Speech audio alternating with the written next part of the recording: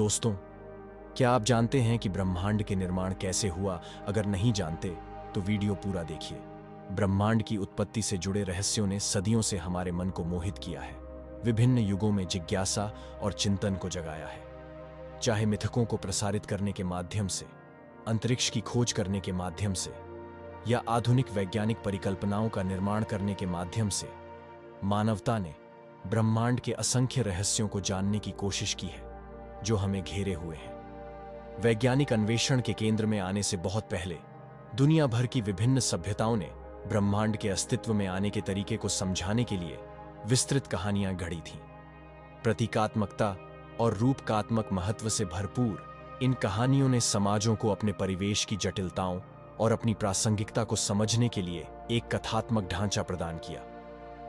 मिस्र के ब्रह्मांड विज्ञान में लोगों का मानना था कि ब्रह्मांड सृष्टिकर्ता देवता नून के आदिम जल से उत्पन्न हुआ था और इन जलों ने असीम क्षमता और अनंत संभावनाओं के साथ एक रसातल का निर्माण किया। सूर्य देवता अतुम को अपनी रचनात्मक क्षमता के माध्यम से ब्रह्मांड में संरचना और रूप लाने का श्रेय दिया जाता है। इसी तरह प्राचीन ग्रीक ब्रह्मांड विज्ञान आदिम देवता कैओस द्वारा ब्रह्मांड को जन्म देने की कहानी कहता है, जहां से गैया, पृथ्वी, यूरेनस, आकाश और अन्य आदिम देवता उत्पन्न हुए।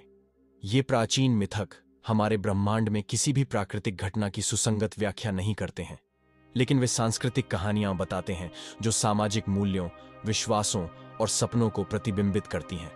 20वीं सदी ने आधुनिक ब्रह्मांड विज्ञान के जरिए ब्रह्मांड की शुरुआत के बारे में हमारी समझ में बदलाव किया।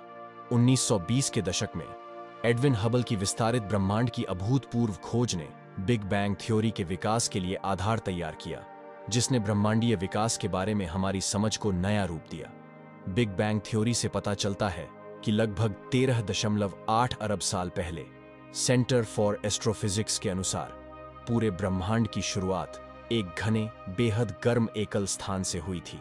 इस स्थान को सिंगुलैरिटी के रूप में जाना जाता है और यह उस चीज की शुरुआत को चिह्नित करता है जिसे हम अब अंतरिक्ष, समय और पदार्थ के रूप में जानते हैं।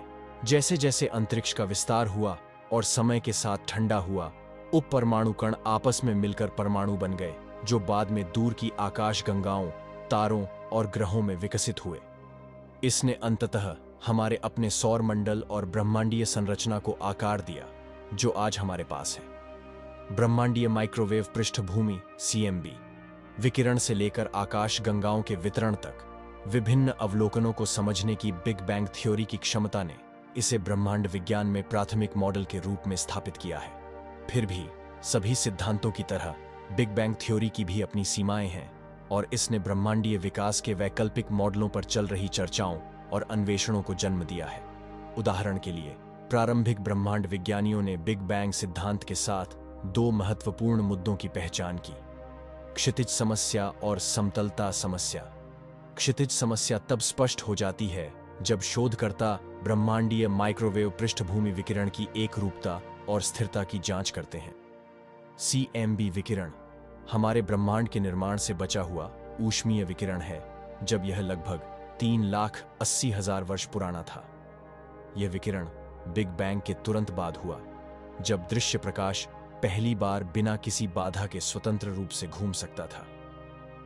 CMB की स्पष्ट संगति, जो 1 लाख में 1 भाग के पैमाने पर तापमान भिन्नता को दर्शाती है, यह दर्शाती है कि बाहरी अंतरिक्ष के सबसे दूर के हिस्से कभी तापीय संतुलन में थे। दूसरे शब्दों में, ब्रह्मांड के सबसे दूर के हिस्से कभी एक ही तापमान के थे, जो यह दर्शाता है कि गर्मी सभी दिशाओं में समान रूप से वितरित की गई थी। हालांकि ये क्षेत्र एक दूसरे से बहुत दूर हैं। हमारे ब्रह्मांड की आयु और प्रकाश की गति लगभग 1,86,000 मील प्रति सेकंड को ध्यान में रखते हुए यह शारीरिक रूप से असंभव होना चाहिए कि ये क्षेत्र बिग बैंग की शुरुआत से ही सीधे बातचीत और संतुलन बनाने के लिए इतने करीब हो सकते हैं। इसे और अधिक सरल शब्दों में कहें तो क्षितिज समस्या एक सम्मोहक प्रश्न उठाती है कि ब्रह्मांड के दूर के हिस्से किसी तरह इतने समान तापमान और विशेषताओं के साथ कैसे समाप्त हो सकते हैं। दूसरी ओर, समतलता समस्या ब्रह्मांड के आकार और समग्र वक्रता से संबंधित है। आइंस्टीन के सापेक्षता के सिद्धांत के अनुसार ब्रह्मांड का आकार द्रव्यमान और ऊर्जा द्वारा निर्धारित होता है, जिसे ओमेगा ओ नामक वक्रता माप द्वारा वर्णित किया जाता है। ओ औक एक वाला ब्रह्मांड समतल होता है, जो वक्रता की कमी को दर्शाता है और महत्वपूर्ण घनत्व की आवश्यकता को पूरा करता है, जहां ब्रह्मांड की विस्तार दर अंततः धीमी हो जानी चाहिए और वास्तव में कभी शून्य तक पहुंचे बिना शून्य के करीब पहुंच जानी चाहिए। इसका मतलब है कि समय के साथ ब्रह्मांड के विस्तार की धीमी गति कभी नहीं रुकती। शुरुआत में मूल बिग बैंग थ्योरी ने सुझाव दिया था कि बिग बैंग के तुरंत बाद ब्रह्मांड को क्रांतिक घनत्व ओ लगभग एक आकार में सपाट के बहुत करीब होना चाहिए था। लेकिन जैसे जैसे समय बीतता गया और ब्रह्मांड का विस्तार जारी रहा, क्रांतिक घनत्व से थोड़ा सा विचलन भी समय के साथ बढ़ता गया, जिसके परिणाम स्वरूप एक ऐसा ब्रह्मांड बना जो काफी घुमावदार था, या तो खुला ओम एक या बंद ओम एक। लेकिन आज हम अपने वैज्ञानिक उपकरणों से जिस ब्रह्मांड का निरीक्षण कर रहे हैं वह सपाट है। तो सवाल यह है, यह कैसे संभव है? इस तरह की समस्याओं को हल करने के लिए आधुनिक ब्रह्मांड विज्ञानियों ने ब्रह्मांड के गुणों और घटनाओं को बेहतर ढंग से समझाने के लिए कई सिद्धांत प्रस्तुत किए हैं। सबसे गंभीर और अनुभवजन्य रूप से समर्थित सिद्धांतों में से एक ब्रह्मांडीय मुद्रास्फीति सिद्धांत है, जिसे पहली बार 1980 के दशक के दौरान भौतिक विज्ञानी एलन गुथ द्वारा प्रस्तावित किया गया था। गुथ के ब्रह्मांडीय मुद्रास्फीति सिद्धांत के अनुसार बिग बैंग के बाद 1 सेकंड के अंश के भीतर एक घातीय विस्तार हुआ। मुद्रास्फीति की इस अवधि ने ब्रह्मांड की अवलोकनीय संरचना और संरचना के लिए मंच तैयार किया, जिसे हम आज देखते हैं। गुथ का सिद्धांत अवलोकनीय वैज्ञानिक साक्ष्य के अनुरूप है। यह क्षितिज समस्या और समतलता समस्या सहित कई स्थायी ब्रह्मांडीय रहस्यों को भी सुलझाता है। क्षितिज समस्या के संबंध में ब्रह्मांडीय मुद्रास्फीति सिद्धांत यह सिद्ध करता है कि बिग बैंग के बाद 1 सेकंड के पहले अंश में ब्रह्मांड ने एक घातीय विस्तार का अनुभव किया। इस मुद्रास्फीति अवधि ने ब्रह्मांड को उसके दृश्यमान क्षितिज से परे फैला दिया, जिससे दूर के क्षेत्रों को कार्य कारण संपर्क में आने और तापीय संतुलन प्राप्त करने में मदद मिली। इस सिद्धांत का अर्थ है कि विस्तार ने ब्रह्मांड के दूर के क्षेत्रों को एक दूसरे से बातचीत करने और एक दूसरे को प्रभावित करने की अनुमति दी, जिसके परिणाम स्वरूप वे एक ही तापमान पर पहुंच गए। दूसरे शब्दों में, ब्रह्मांडीय मुद्रास्फीति सिद्धांत द्वारा वर्णित भौतिकी वर्तमान ब्रह्मांड को इस प्रारंभिक मुद्रास्फीति अवधि के दौरान प्रकाश की गति से भी अधिक तेजी से विस्तारित होने की अनुमति देती। इससे थर्मल संतुलन को रोकने वाली दूरी और समय की समस्याएं समाप्त हो जाती। समतलता समस्या के संबंध में ब्रह्मांडीय मुद्रास्फीति सिद्धांत बताता है कि तीव्र और महत्वपूर्ण विस्तार की अवधि ने ब्रह्मांड के पैमाने कारक में वृद्धि की, जो स्थानिक आयामों अंतरिक्ष के आकार के सापेक्ष आकार को निर्धारित करता है। परिणाम स्वरूप प्रारंभिक ब्रह्मांड में समतल ज्यामिति से कोई भी मामूली विचलन इस मुद्रास्फीति अवधि के दौरान बहुत अधिक फैल गया होगा और कमजोर हो गया होगा। दूसरे शब्दों में, तेज विस्तार ने इन विचलनों को सुचारू कर दिया होगा, जिससे ब्रह्मांड अधिक समान रूप से समतल हो गया होगा। ब्रह्मांड के विकास के दौरान मुद्रास्फीति क्षेत्र से जुड़ा ऊर्जा, घनत्व, विकिरण और पदार्थ जैसे ऊर्जा के अन्य रूपों पर हावी हो गया। इस प्रभुत्व का पूरे ब्रह्मांड की ज्यामिति पर एक समतल प्रभाव पड़ा होगा, जिससे यह एक सपाट विन्यास के करीब पहुंच गया होगा। इसलिए 1980 के दशक का मुद्रास्फीति ब्रह्मांड विज्ञान ब्रह्मांड की उत्पत्ति के बारे में इस तरह के सवालों के लिए सम्मोहक समाधान प्रदान करता है। यह प्रारंभिक गतिशीलता की हमारी समझ को नया आकार देता है और आधुनिक ब्रह्मांड संबंधी सिद्धांतों की नींव रखता है। शोधकर्ताओं का मानना है कि यह मुद्रास्फीति अंतरिक्ष समय के ढांचे के भीतर क्वांटम उतार चढ़ाव के कारण हुई है, एक ऐसी घटना जिसकी भविष्यवाणी क्वांटम यांत्रिकी द्वारा की गई थी। इन क्वांटम स्तरों पर माना जाता है कि मुद्रास्फीति के दौरान छोटे उतार चढ़ाव बढ़ गए, जिससे अनियमितताएं और अंतर पैदा हुए, जो अंततः पहली आकाश गंगाओं के समूहों और वृहद स्तरीय ब्रह्मांडीय संरचनाओं में विकसित हुए। ब्रह्मांड विज्ञान में प्रगति के साथ वैज्ञानिक इस अवधारणा पर विचार कर रहे हैं कि हमारा ब्रह्मांड एक व्यापक मल्टीवर्स में से कई में से एक हो सकता है। यह सिद्धांत बताता है कि अनंत संख्या में ब्रह्मांड मौजूद हो सकते हैं, जिनमें से प्रत्येक के अपने अलग अलग भौतिक नियम, स्थिरांक और विशेषताएं हो सकती हैं, जबकि यह परिकल्पना अभी भी काल्पनिक है और आज की अनुभवजन्य परीक्षण क्षमताओं से परे है। मल्टीवर्स परिकल्पना ब्रह्मांड के कुछ सबसे पेचीदा पहलुओं के लिए एक आकर्षक व्याख्या प्रस्तुत करती है।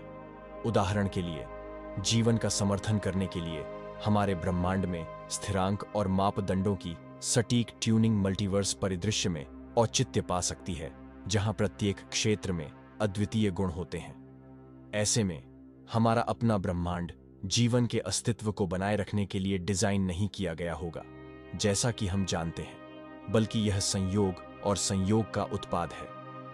मल्टीवर्स के भीतर कई अन्य ब्रह्मांड हो सकते हैं जो इस तरह के जीवन को बनाए रखने में सक्षम नहीं हैं।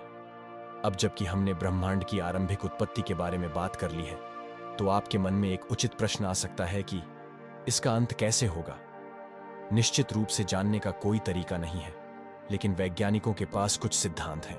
त्वरित विस्तार की अवधारणाएं, साथ ही बिग रिप सिद्धांत और बिग फ्रीज सिद्धांत ब्रह्मांड के संभावित भविष्य के बारे में अंतर्दृष्टि प्रदान करते हैं। ब्रह्मांड की शुरुआत के लिए बिग बैंग थ्योरी के पुख्ता तौर पर स्थापित होने के बाद शोधकर्ताओं ने अनुमान लगाया कि गुरुत्वाकर्षण बल समय के साथ ब्रह्मांड के विस्तार को धीमा कर देगा, क्योंकि ब्रह्मांड में मौजूद सभी पदार्थ फिर से जुड़ने के लिए खुद को खींचते हैं। उनका मानना था कि गुरुत्वाकर्षण अंततः विस्तार को रोक देगा। फिर एक प्रतिक्षेप होगा और सब कुछ धीरे धीरे एक साथ वापस आ जाएगा, शायद एक बिंदु पर वापस। शोधकर्ताओं ने इस सिद्धांत को बिग क्रंच नाम दिया। इसने इस धारणा को भी जन्म दिया कि शायद ब्रह्मांड में बार बार फैलने और सिकुड़ने का चक्र चलता रहता है, क्योंकि यह एक दूसरे पर हावी होने की कोशिश कर रही प्रतिस्पर्धी शक्तियों के परिणामस्वरूप होता है। लेकिन ब्रह्मांड के विस्तार की दर के वैज्ञानिक अवलोकन से पता चला है कि इसकी गति धीमी नहीं हो रही है, बल्कि यह वास्तव में बढ़ रही है। 1990 के दशक के अंत में सुपरनोवा के अध्ययन से प्राप्त यह अप्रत्याशित खोज बताती है कि डार्क एनर्जी नामक एक रहस्यमयी शक्ति ब्रह्मांडीय स्तर पर गुरुत्वाकर्षण का विरोध कर रही है और ब्रह्मांड के विस्तार को तीव्र कर रही है। इस तीव्र विस्तार को बढ़ावा देने वाली डार्क एनर्जी की मौजूदगी हमारे ब्रह्मांड के भविष्य के लिए महत्वपूर्ण निहितार्थ रखती है। यह सुझाव देता है कि आकाशगंगाएं लगातार बढ़ती गति से अलग होती रहेंगी। ब्रह्मांड के तेजी से बढ़ते विस्तार को उसके अपरिहार्य निष्कर्ष तक ले जाते हुए बिग रिप थ्योरी हमारे ब्रह्मांड के भाग्य के लिए एक संभावना की एक ज्वलंत और नाटकीय तस्वीर प्रदान करती है। यह सिद्धांत बताता है कि डार्क एनर्जी का प्रतिकर्षण बल समय के साथ मजबूत होता जाता है और आकाशगंगाओं, तारों और उपपरमाणु कणों के भीतर गुरुत्वाकर्षण खिंचाव सहित अन्य सभी बलों पर हावी हो सकता है। इस परिदृश्य के तहत जैसे जैसे ब्रह्मांड तेजी से फैल रहा है, बिग रिप सिद्धांत आकाशगंगाओं को एक दूसरे से दूर जाते हुए देखता है, जो आज पहले से ही हो रहा है। अंततः आकाशगंगाओं, तारों, ग्रहों और परमाणुओं को एक साथ बांधने वाले गुरुत्वाकर्षण बल भी डार्क एनर्जी के प्रबल प्रभाव के आगे झुक सकते हैं। इस विनाशकारी घटना के परिणाम स्वरूप ब्रह्मांडीय संरचनाएं नष्ट हो जाएंगी, जिससे पदार्थ अपने मूल घटकों में टूट जाएगा और सबसे बुनियादी स्तर पर स्पेस टाइम खुद ही टूट जाएगा। सीधे शब्दों में कहें तो डार्क एनर्जी ब्रह्मांड में मौजूद हर चीज को टुकड़ों में फाड़ देगी। बिग फ्रीज थ्योरी, जिसे हीट डेथ थ्योरी के नाम से भी जाना जाता है, ब्रह्मांड के लिए एक अधिक क्रमिक और मंद भाग्य प्रस्तुत करती है। बिग फ्रीज के अनुसार ब्रह्मांड डार्क एनर्जी के कारण बढ़ती गति से विस्तार करना जारी रखेगा, जिससे पदार्थ और ऊर्जा धीरे धीरे समय की लंबी अवधि में कम होते जाएंगे। जैसे जैसे आकाशगंगाएं अलग होती जाएंगी और ब्रह्मांड ठंडा और बंजर होता जाएगा, नए तारे बनना बंद हो जाएंगे और मौजूदा तारे धीरे धीरे झलकर खत्म हो जाएंगे। अंततः ब्रह्मांड अधिकतम एंट्रोपी की स्थिति में पहुंच जाएगा, जहां सभी ऊर्जा समान रूप से बिखरी होगी और पदार्थ के परस्पर क्रिया की कोई संभावना नहीं होगी। इस अवस्था में, जिसे कुछ सिद्धांतकार ऊष्मा मृत्यु कहते हैं, ब्रह्मांड एक ठंडा अंधकारमय शून्य बन जाएगा। वहां कोई जीवन, प्रकाश या कोई पहचानने योग्य संरचना या गतिविधि नहीं होगी। ब्रह्मांड की उत्पत्ति और विकास को जानने में हुई प्रगति के बावजूद ब्रह्मांड विज्ञान में बाधाएं, अनिश्चितताएं और अनसुलझे प्रश्न अभी भी मौजूद हैं। उदाहरण के लिए, डार्क मैटर और डार्क एनर्जी सामूहिक रूप से ब्रह्मांड की कुल द्रव्यमान ऊर्जा का लगभग 95% हिस्सा है। लेकिन हमारे ब्रह्मांड के ये घटक आधुनिक खगोल भौतिकी और ब्रह्मांड विज्ञान में एक पूर्ण रहस्य बने हुए हैं। भले ही हम उनके अस्तित्व का अनुमान लगा सकते हैं और उन्हें एक हद तक माप भी सकते हैं, लेकिन हम उनके बारे में लगभग कुछ भी नहीं जानते हैं। इसके अलावा विलक्षणता की मायावी उत्पत्ति, जो कि वह प्रारंभिक बिंदु है जहां से ब्रह्मांड का उद्भव हुआ है, शोधकर्ताओं को उलझन में डालती है। लूप क्वांटम ग्रेविटी और स्ट्रिंग थ्योरी जैसी वर्तमान वैज्ञानिक परिकल्पनाओं ने ब्रह्मांड के एकीकृत सिद्धांत को बनाने के लिए क्वांटम यांत्रिकी के साथ आइंस्टीन के सापेक्षता को मिलाने का प्रयास किया है। फिर भी यह काम अब तक सबसे अच्छा अधूरा है। हमारे ब्रह्मांड की शुरुआत मानवता के रहस्यों में से एक है, जिसने पौराणिक कथाओं, दर्शन शास्त्रों और वैज्ञानिक प्रयासों को आकर्षित किया है। आदिम अराजकता को दर्शाने वाले ब्रह्मांड संबंधी मिथकों से लेकर जटिल गणितीय अध्ययन और गणना के माध्यम से तैयार किए गए समकालीन ब्रह्मांड संबंधी सिद्धांतों तक ब्रह्मांड कैसे अस्तित्व में आया, इस बारे में हमारी समझ समय के साथ विकसित हुई है। यह विकास हमारे विशाल ब्रह्मांड में हमारे अपने अस्तित्व के आसपास के रहस्यों को जानने की हमारी जिज्ञासा, कल्पना और दृढ़ संकल्प को दर्शाता है। जैसे जैसे हम वैज्ञानिक अन्वेषण के माध्यम से ब्रह्मांडीय गतिशीलता में गहराई से उतरते हैं, हम ब्रह्मांड की हमारी निरंतर विस्तारित समझ को परिभाषित करने वाली विशालता, जटिलता और भव्यता से अभिभूत होते हैं। हर ब्रह्मांड संबंधी सिद्धांत, चाहे वह बिग बैंग, कॉस्मिक इन्फ्लेशन या वास्तविकताओं से भरे मल्टीवर्स के विचार के बारे में हो, ब्रह्मांड के जन्म और विकास का एक आकर्षक परिप्रेक्ष्य प्रदान करता है। यह जिज्ञासा, विस्मय और ब्रह्मांड के साथ तथा पृथ्वी पर एक दूसरे के साथ जुड़ाव की गहरी भावना को जगाता है। इसलिए हमें ब्रह्मांड को समझने का काम जारी रखना चाहिए और देखना चाहिए कि सच्चाई हमें कहां ले जाती है।